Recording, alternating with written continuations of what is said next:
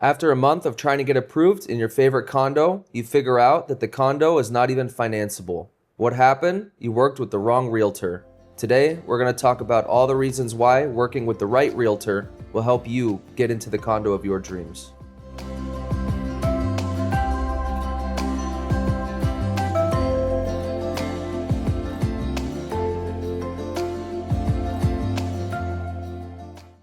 I'm Ellen Mitchell, your heels on the ground in the Miami-Fort Lauderdale area.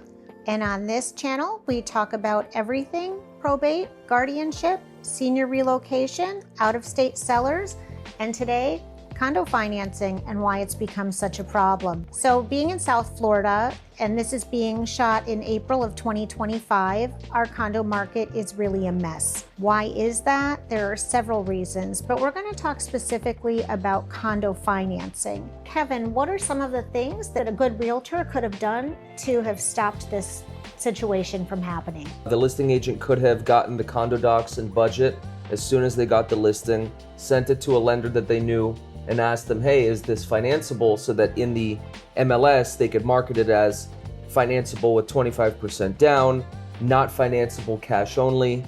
And what that would do is stop buyer's agents from getting into a contract that their buyer can't fulfill.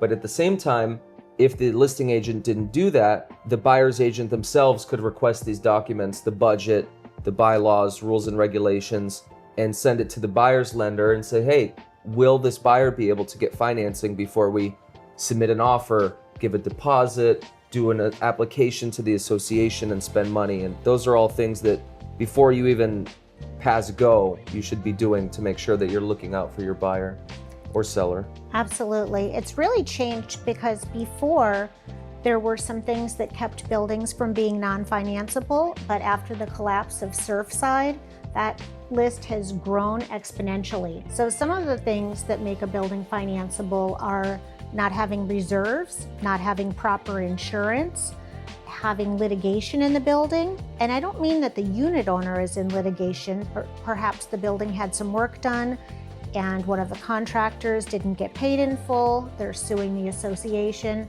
Now there's litigation through no fault of the sellers. Now the building is not financeable. So you really want to find out these things ahead of time and not work with a realtor that you're going to find out after you've paid for application, inspection, and appraisal that the building was never financeable in the first place. And it can be challenging to get those documents. You know, you would think that there would be one central place that all of the documents were, but that's not the case.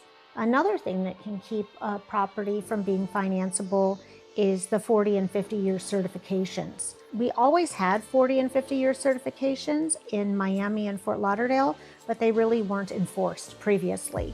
Now after Surfside, we have the 40 and 50-year certifications, and typically that's a structural engineer going in, inspecting the building, and then coming out with a scope of work that needs to be done. Who pays for the work? The unit owners pay for the work, typically in the form of a special assessment. So it's also really important, perhaps the building has undergone its 40-year inspection, but not its 50-year inspection. When you're working with a realtor, it's very important that they find out if there are any upcoming assessments, because it would be terrible to buy a place and then 60 days after closing get hit with a $10,000, $20,000, $30,000, $40,000, $50,000 assessment.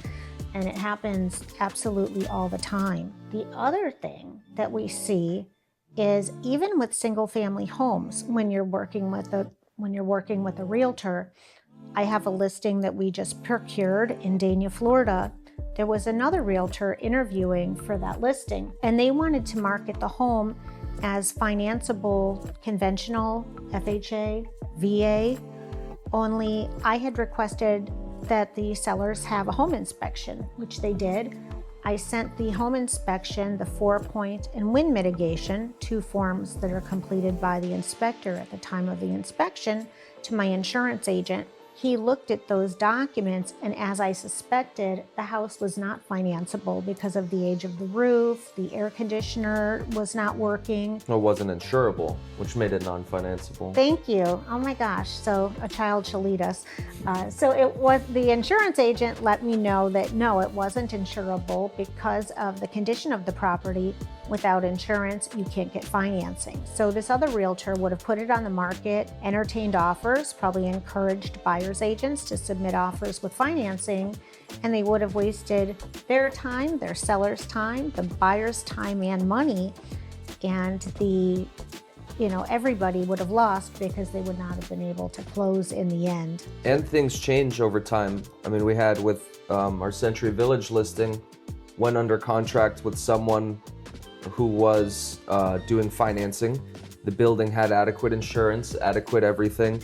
And then during the contract, the building got rid of their flood insurance, even though they were required to keep it. So now you went from a building that when we got the listing was financeable and during the contract became unfinanceable. And now we just had to get out of that contract and do a release and cancellation because the building was saying, we're getting rid of the flood insurance because the flood maps are being redrawn, but they're not redrawn yet. So according to the state and the city, they absolutely need insurance and any lender will not touch that anymore. Right, and so because of that, it's only available to cash buyers and it's going to affect the price. You have a smaller pool of buyers. Before you had a wide pool of buyers getting financing and now it's cash only.